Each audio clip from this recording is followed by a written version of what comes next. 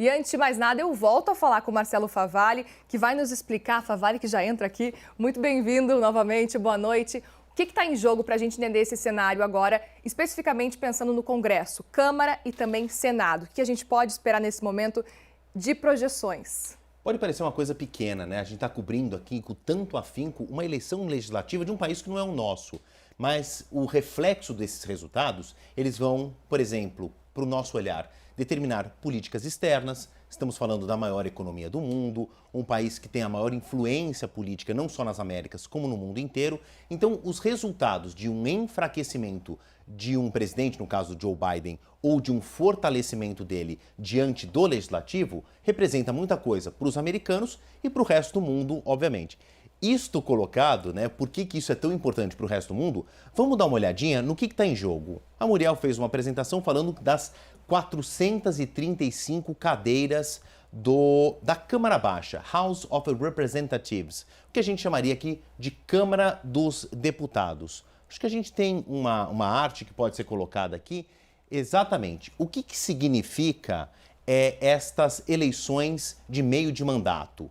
Bom, teste de força para Joe Biden, como está escrito aí na tela para todo mundo acompanhar. Como assim teste de força? Hoje, ele que é do Partido Democrata, ele tem apoio dos seus correligionários na Câmara Baixa, na Câmara dos Deputados e na Câmara Alta, no Senado. O partido dele tem maioria no Congresso olhando para as duas câmaras. Vai ficar assim depois das eleições de hoje? As projeções mostram que não. Então, um teste de força para Joe Biden. Se ele vai ter apoio no Legislativo ou não vai ter mais. Vai se falar de inflação.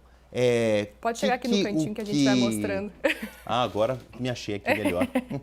Então tá aqui, ó, teste de força para o Joe Biden. Política econômica.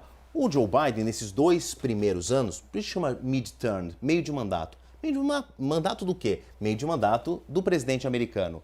Ele fez o que a gente chama aqui no Brasil de pacotes de bondade, né? Houve ali perdão da dívida de estudantes. Ao longo da programação a gente explica melhor que isso. Muito dinheiro dado, por exemplo, para os ucranianos por conta da guerra com a Rússia. Então, a política econômica, ele vai ter acesso a esses pacotes de distribuição de do dinheiro. Bondades, por exemplo, benefícios, digamos assim? Melhor colocado, impossível. Direito ao aborto, o que é muito caro para os democratas, pertence a uma pauta dos democratas, mas ainda encontra uma enorme resistência entre os republicanos. É um ponto de dicotomia entre os dois partidos, isso historicamente. Crise climática, como é que os dois partidos lidam com isso? E também uma pauta muito cara para os democratas. Foi um dos alicerces da campanha de eleição do Joe Biden. Vai ser mantido? Porque muito disso passa pela aprovação do Congresso. Se ele não tiver apoio, fica mais difícil. O resto de mandato dele, os próximos 2 anos, vai ser de dificuldade ou de facilidade dos seus projetos serem passados pelo Congresso. Essa é uma explicação aqui, fica muito claro como é que é importante a gente cobrir isso aqui. Agora, vamos olhar como é que está o termômetro nesse momento, porque a gente tem já apurações e nós temos projeções. Então, a gente está falando de Senado, a Casa dos Representantes, né, House of Representatives, a Câmara Baixa, a Câmara dos Deputados. Olha como é que está aqui numa apuração e numa projeção de números em tempo real. Eu tenho um controle desse mapa, então vamos começar por um estado que é muito importante para os americanos, para a eleição americana, seja no Executivo ou seja no Legislativo, que é a Flórida, que está aqui no sul dos Estados Unidos. Como é que nós estamos agora? Atenção, estamos falando de Senado. Existe uma projeção que Marco Rubio, que é republicano, está ganhando no Senado. Daqui a pouco eu vou falar de governo, mas a gente também sabe que Ron DeSantis, o governador, também tem uma tendência para ser reeleito. Força para os republicanos. Então, ponto para os republicanos nesse sentido. Vamos voltar um pouco aqui para o mapa como um todo. Vocês concordam comigo que há mais estados com os números da costa leste para a costa oeste? E não é nenhum mistério, é muito por conta do fuso horário. Claro que quem está virado para o Atlântico terminou antes de quem está virado para o Pacífico. Por isso que a gente tem esses dados. Importante dizer também, Favalli, as cores, a disposição das cores, não é? Excelente. Eles tendem entre as cores vermelho e azul. Esses que estão com os azuis mais sólidos, a exemplo, vamos pegar aqui da Pensilvânia, do estado de Nova York, de Illinois, eles já têm uma tendência mais clara para os democratas. Eu estava falando aqui, vamos então para a Pensilvânia, que é um estado importante. Então percebam que eu estava falando, 13% das urnas apuradas, 67% para o candidato dos democratas. Matematicamente, ele não venceu, ainda tem muito voto para ser contabilizado, mas esse azul mais sólido no mapa de projeções, com dados já da apuração, aponta uma tendência de vitória para os democratas. E assim vai. O que eu chamo a atenção aqui é que, numa primeira olhada, está bastante equilibrado. A gente tem um pouco mais de vermelhos do que azuis, que significa mais republicanos do que democratas, mas como o Lorival falou, ainda há muita água para passar debaixo da ponte.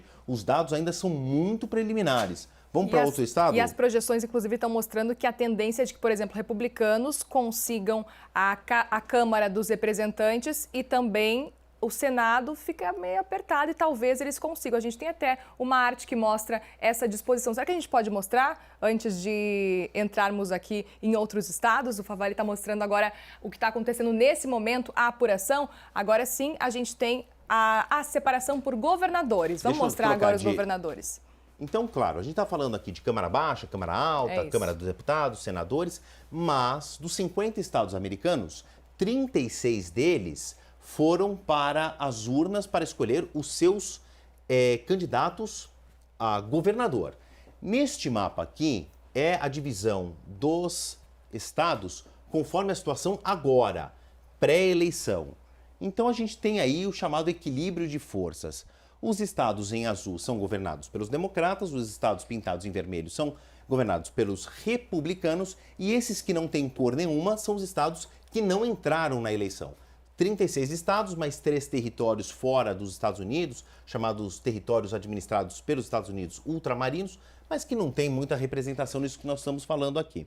Agora eu queria chamar uma próxima tela para a gente entender essa alternância de forças que eu estou falando. Vai ficar mais evidente se a gente olhar o que aconteceu entre 2016 para agora, para 2020, 2022, não é nem 2020, nem 2018, do que aconteceu em 2018 para agora, que é um mapa que tem uma certa nuance, que são os estados que foram um dia republicanos, depois foram democratas.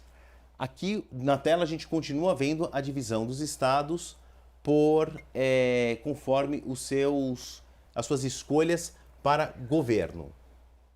Chegou aqui o mapa que eu estava falando. Percebam que eles mudam não só pela nuance de cor, mas o posicionamento de algumas cores. Então, os estados que estão aqui, isso aqui é o cenário de 2018 para 2022, nos últimos 4 anos.